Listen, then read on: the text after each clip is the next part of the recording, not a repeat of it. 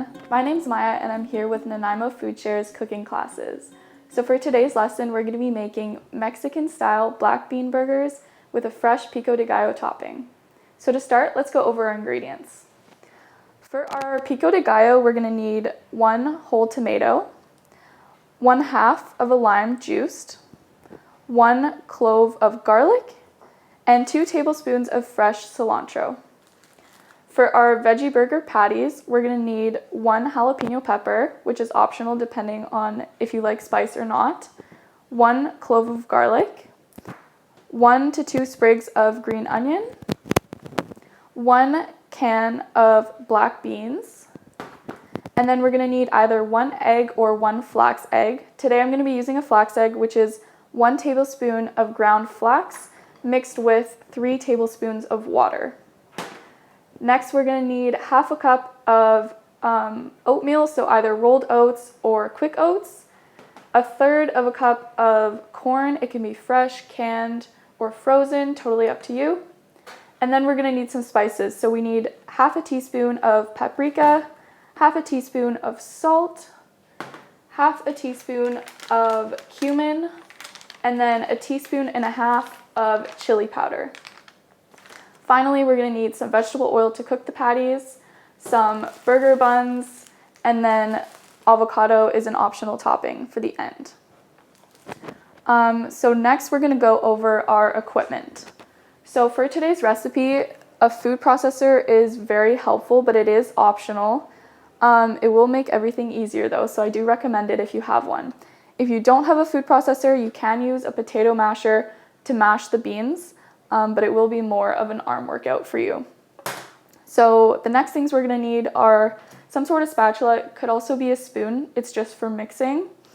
Some knives for cutting the vegetables. So totally up to you, whatever you're comfortable with using. I do like using a serrated knife, so either a small serrated knife or a bigger serrated knife for cutting tomatoes. I feel like it makes it a lot easier. Then we're going to need a pan to cook our hamburger patties in. We're going to need just some bowls for the toppings and making the burger patties, as well as a strainer for straining our black beans. And then, of course, we need a can opener to open our can of beans, a garlic press. So this is also optional, but very helpful. Instead of chopping our garlic, we just put it through the press and it puts it in really, really fine pieces. Which is just better texturally. Next, we'll need a spatula for flipping our burgers, some dry measuring cups, so 1/3 cup measure and 1/2 cup measure, as well as some teaspoon measures, so 1 teaspoon, 1/2 teaspoon, and 1/4 teaspoon. For these as well, if you don't have exact measures, you can use regular metal spoons. Whatever you have in your house is fine. It does not have to be exact. And finally, the last thing we'll need is a cutting board to cut our vegetables on. So we're going to start by making our Pico De Gallo. So the first thing we're going to do is chop our tomato. I find the easiest thing to do is to start by cutting off this top part to get a flat edge. So I'm just going to cut the top part off. You want to make sure you get that stem off as well. Put that to the side. We'll put that in the compost after. Now you have a flat edge, put it down, and now it's not going to wobble away from you. So I'm also going to cut it in half because it's easier for me, but you can cut a tomato basically any way you want. So now that I have half, I'm going to do just long strips all the way down, keeping my fingers away from the blade. Turn them. And I'm just going to chop them this way now into some smaller cubes.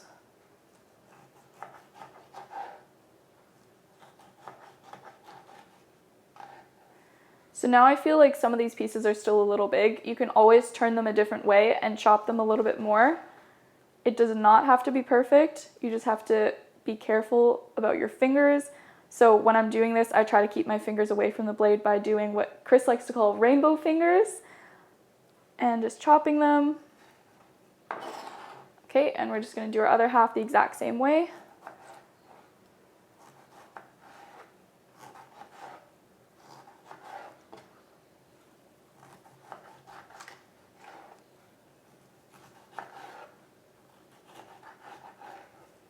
All right, and same thing. I feel like some of these are a little big, so I'm just gonna cut them a little bit more.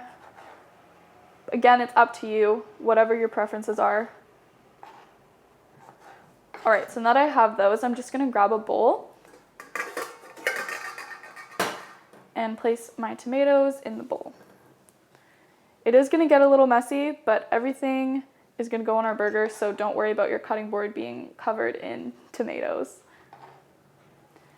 All right, so the next thing I'm gonna chop is our cilantro. This is optional. A lot of people I know hate cilantro and think it tastes like soap, but I find it delicious. So this is actually, I've already used some of it, but that's totally fine. I'm just gonna cut some off the end. Put that to the side. I like a lot of cilantro, so I'm using more than the recipe calls for, but again, totally up to you. So I'm gonna grab my larger knife for this and just kind of fold it into a bunch as best as I can. And again, keeping my fingers away from the blade, just make some nice cuts, pushing the knife away from yourself. You never wanna be cutting towards yourself. It's a lot better if you're cutting away. It's a lot safer. All right, so it's still a little big. Bunch it up again and turn it around. Try to get it off your fingers. And again, pushing away.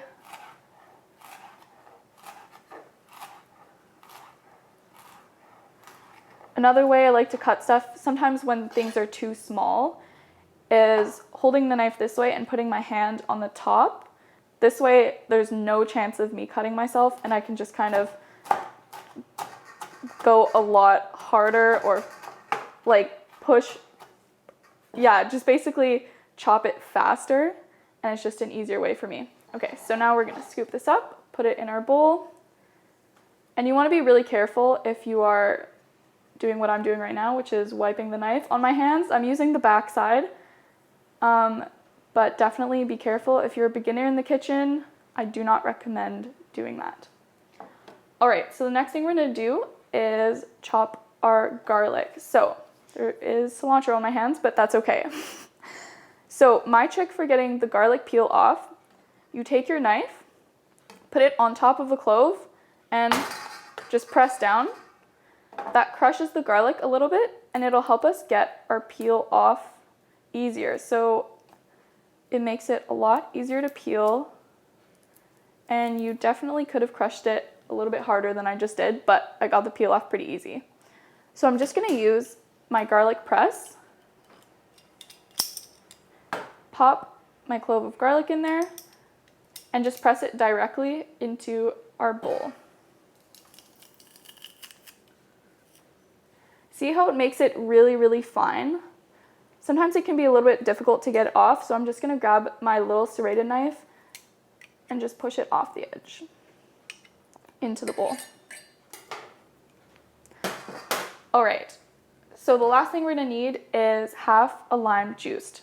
So to get the most juice out of your limes or lemons, it's really good practice to roll them on your cutting board. So just press down a little bit on them and roll them. This will help release some of the juices in there. And again, I'm gonna take my little serrated knife that does have cilantro on it. No worries, everything's going into the same bowl.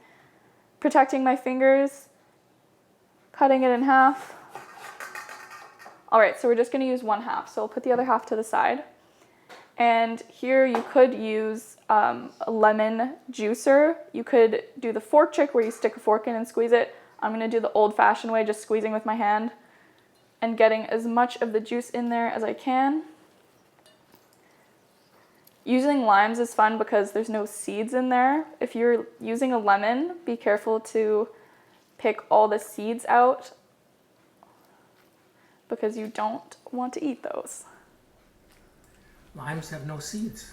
Is that right? As far as I know. I've never had a lime that has seeds in it, so... Oh, good. I don't know, maybe... I didn't know that. We might need to fact check that, but as far as I know, they don't have seeds. All right, so that is pretty good. Now I'm just gonna take my spatula and mix that together. Coat everything in the lemon juice. And I forgot to mention earlier that this also requires an onion that was just hiding behind my can there. So we do need 1/4 of an onion. I personally prefer red onion in this, but all I had was a white onion, so that's totally fine. So the trick to cutting onions, since we only need 1/4, I'm just gonna quarter it. Definitely be careful since it's a rolling surface again. It could be easier if you cut off the bottom, then you have a flat edge. It is a small flat edge, so it's still a little wobbly, but you will feel a little bit safer that way. Then we're gonna go from the top and cut it in half. And then I'm gonna cut this in half again to get about 1/4. I'm just gonna put everything else to the side. All right, so just gonna take the peel off.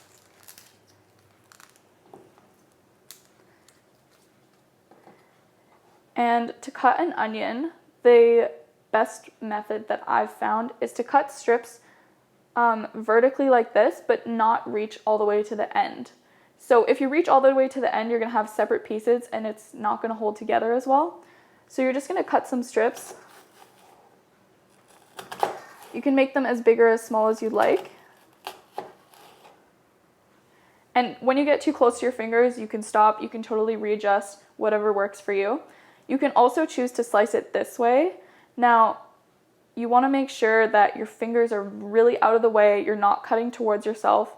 So I'm gonna do it, but this is a little bit more advanced, and definitely be careful if you're cutting this way. So I'm just cutting about halfway, a little bit more. So now when we go to dice our onion, it's gonna make nice little cubes. So I'm just gonna go ahead, again, pushing the knife away from me. It's the same movement for most vegetables and even fruits that we're cutting. We're pushing away from ourselves, keeping our fingers away. And now I'm getting close to the end. So I just have this little piece here that I'm gonna cut a little separately. That piece. And we're gonna add that into our bowl as well. All right, and we're just gonna give that one last little mix there.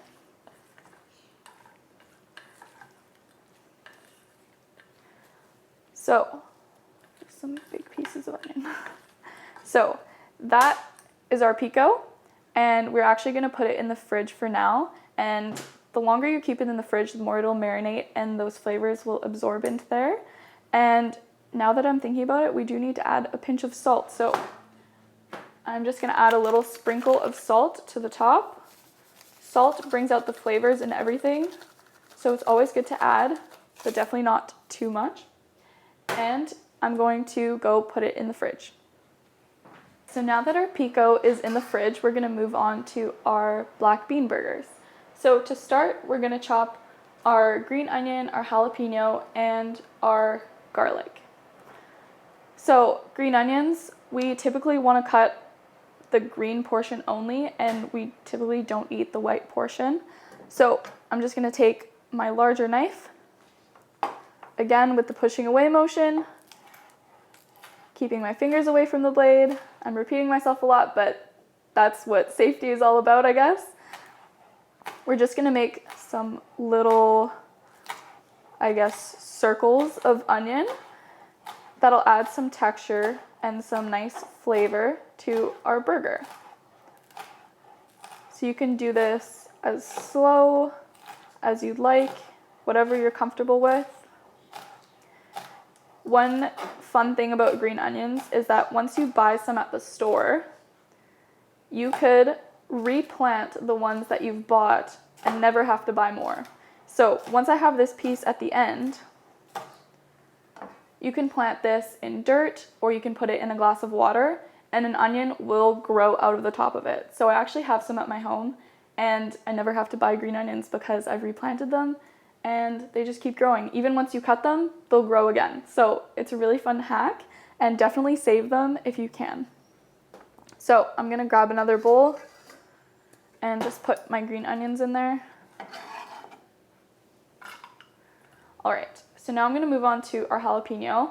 This is a pretty large jalapeno, and I am weak when it comes to spice, so I'm just going to use about half of it.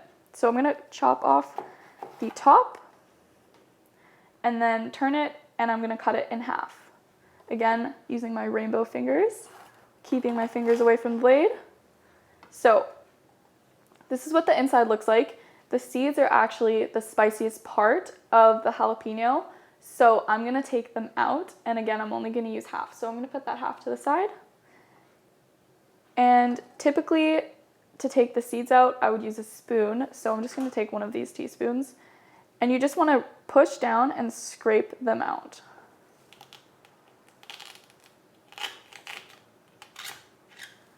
See? No seeds anymore.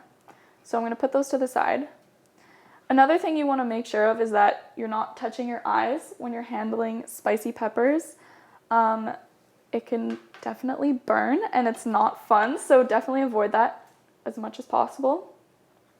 So I'm going to cut this in really small pieces just so that you're not getting a huge piece of spicy pepper in your burger.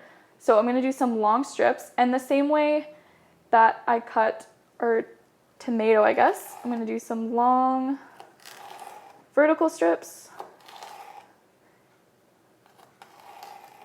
Whenever you're uncomfortable, go back to your rainbow fingers, keep your fingers away. Then we're going to turn them, and we're going to make little cubes this way. You can use any kind of hot pepper that you like. A lot of recipes that I saw use serrano peppers. I personally haven't tried it, but I heard that they're a very good addition as well. So I'm going to put that in our bowl as well and move on to our garlic. So same thing as we did earlier, going to take our knife. I'm pointing the sharp edge away from me on the garlic clove. That was very loud, but you see how it crushes our garlic, and then it'll come out of the skin very easily, hopefully. All right. Put that to the side. And again, using our handy garlic press, put the clove in there and crush it into the bowl. And again, I'm just going to scrape off the edge. All right, so I believe we're done all the chopping we need to do for today. So I'm going to set this to the side for now, and we're going to move on to our actual burger patties. So to start, we're going to open our can of black beans with our can opener. Now you could use dry beans if you want. It's actually a very cheap way, or a lot cheaper than buying canned beans. All you have to do is soak them overnight and then cook them yourself on the stove. So it is more time consuming, but overall you can make a lot more at once and it will be cheaper. So I'm going to take my can and my strainer, and I'm just going to head over to the sink and rinse them out really well.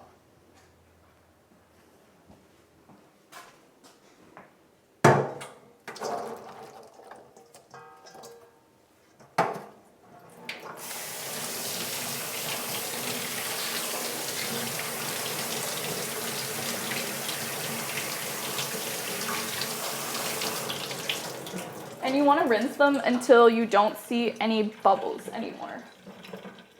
So I'm going to use the handheld one because it's faster. Oh, maybe it's not working. Oh, okay.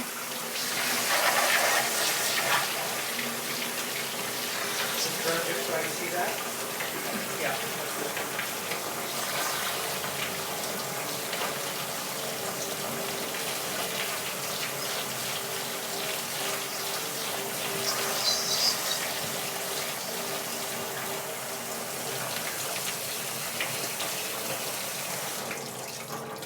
And just shake them out to get most of the water out. I just stuck my hand in there, but my hands are clean. If you're cooking for other people, maybe you don't want to put your hands in everything. Totally up to you. And I'm gonna walk over and hopefully not drip on the ground. Okay, so to start our burgers, we're going to be using a food processor because we have one here today and it makes my job a lot easier. So We're gonna take our 1/2 cup of oats. I have quick oats, you could use rolled oats. Just make sure you're not using sweetened like oatmeal packets or anything, that will not taste good. So we're gonna add them into our mixer. And we're just gonna blend them on their own first, just to break them down a little bit to make a kind of like an oat flour. So add those in.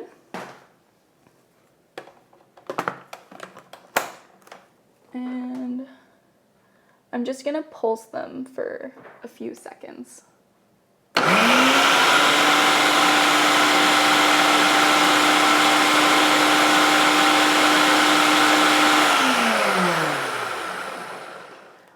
All right, so because I just remembered that I'm not using eggs in this recipe, I'm using a flax egg, I need to prepare that before the end of making our burger patties. So to do that, you are going to take your 1 tablespoon of flax, add your 3 tablespoons of water, stir that around a little bit, and just put it to the side. It should take 2 to 3 minutes, and it'll thicken up, and it'll help hold your burger patties together better.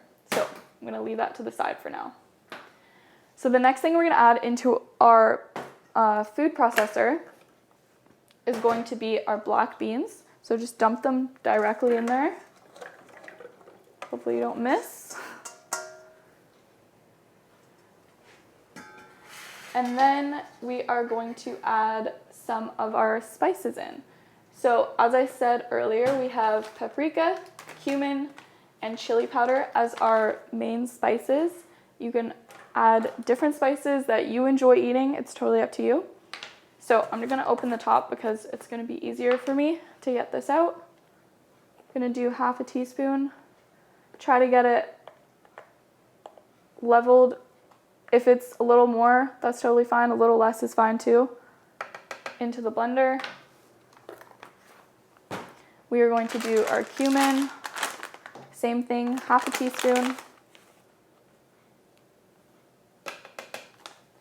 And then our chili powder, we need 1.5 teaspoons. So I'm gonna use 1/2 teaspoon again. Add that in. And then 1 full teaspoon to make 1.5 teaspoons.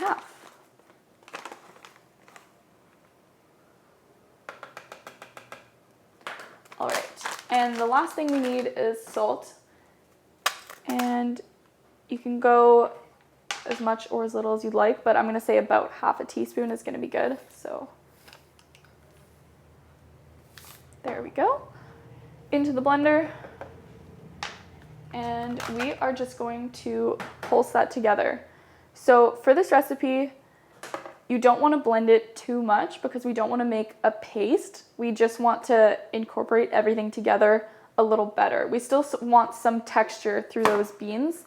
So I'm just going to pulse it not too long, 2 to 3 times, just to incorporate everything.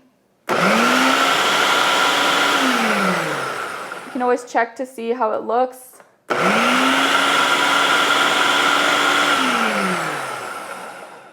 I feel like that's already pretty good. Take the top off. Yeah, that looks good to me. So I'm gonna take our blender off, and I'm actually going to add it into a bowl to make mixing easier. So careful taking the blade out, and you can always use a spatula if there's anything on the blade to wipe off. And just cut yourself once on a blade. I did. So when I was cleaning it with a sponge, and I sliced my thumb right on the blade. So if you're cleaning these, it's better to use one of those handheld brushes, or just be very slow and careful with it because it definitely hurts if you cut yourself. All right, so I'm just gonna dump our bean mixture into this bowl.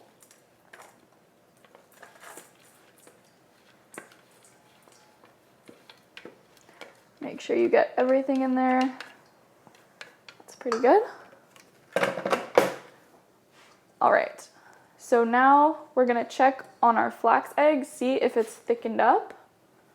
Give it a little stir. Could probably give it another minute, so I'll add it in last. And I'll show you what that looks like afterwards. So those jalapenos and green onions and garlic that we chopped are gonna go into our burger mix. as well as our corn. So about 1/3 of a cup of corn is what I would recommend. So just measure that out. Doesn't have to be exact. That's about right. It's okay if you miss a couple. And we're just going to stir that again with our spatula.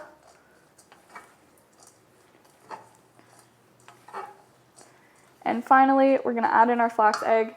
So you could potentially let it sit for longer and it'll be thicker, but you can see that at the bottom, it has thickened up. I don't know if you can see. Go ahead. It has thickened up a little bit, and it'll continue to thicken up even in the burger mixture. So I'm just going to dump that directly in and mix that up again.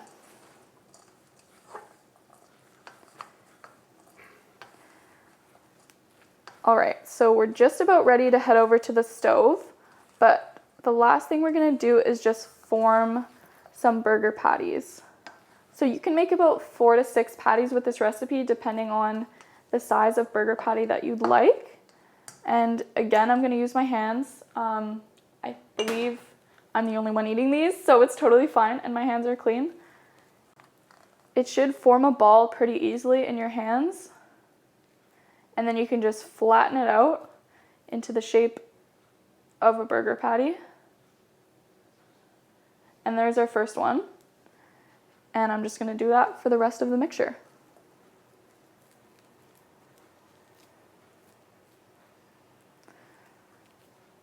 It's better if they are similar in size, just for cooking time and stuff like that, just to ensure that they don't burn. If you have one that's a lot smaller, you might burn it, so definitely be careful with that.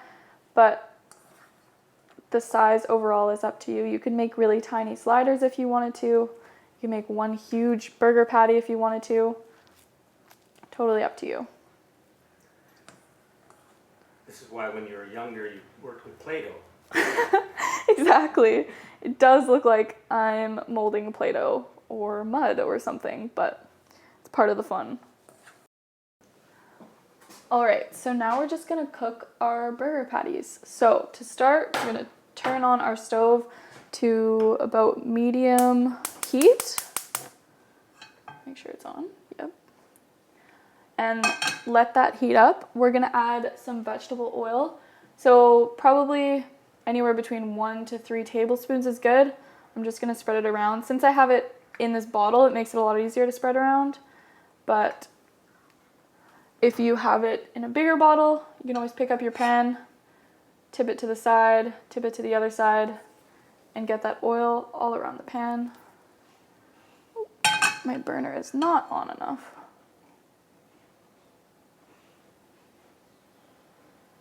There we go.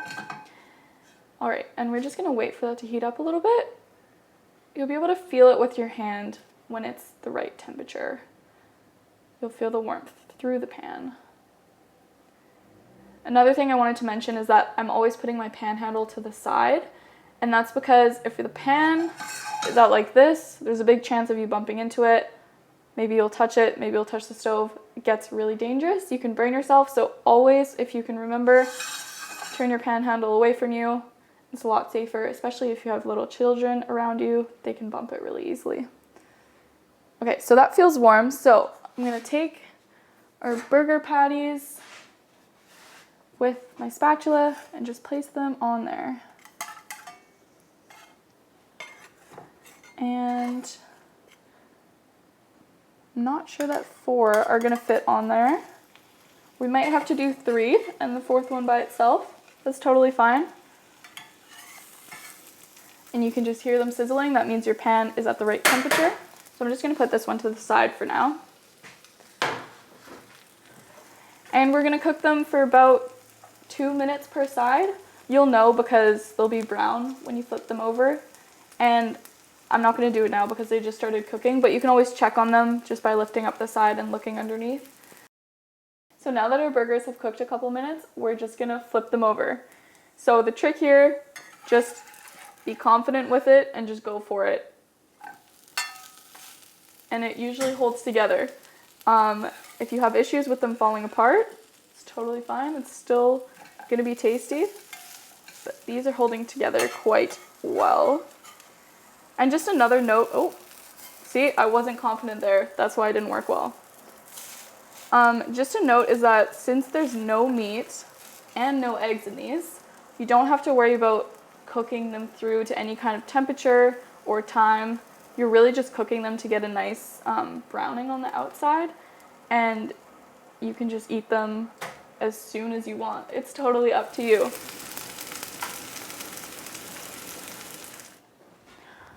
All right, so we've got our burger patties ready, and we've got our bun here, so I'm just gonna put a patty on there. And we have our pico that we made earlier that I'm gonna be adding on top. This would also be really delicious with sour cream. I think that would add a really good flavor. Don't worry about it falling onto the plate because it's gonna happen. And then another thing that I'm gonna be adding is some avocado. This is optional, but definitely delicious. And I would recommend it if you have some with you. Just a little bit on there. Make it look nice. Okay. All right, we're just gonna top our burger. And that's it. That's our Mexican style black bean burger with pico and some avocado. And we're gonna give it a taste.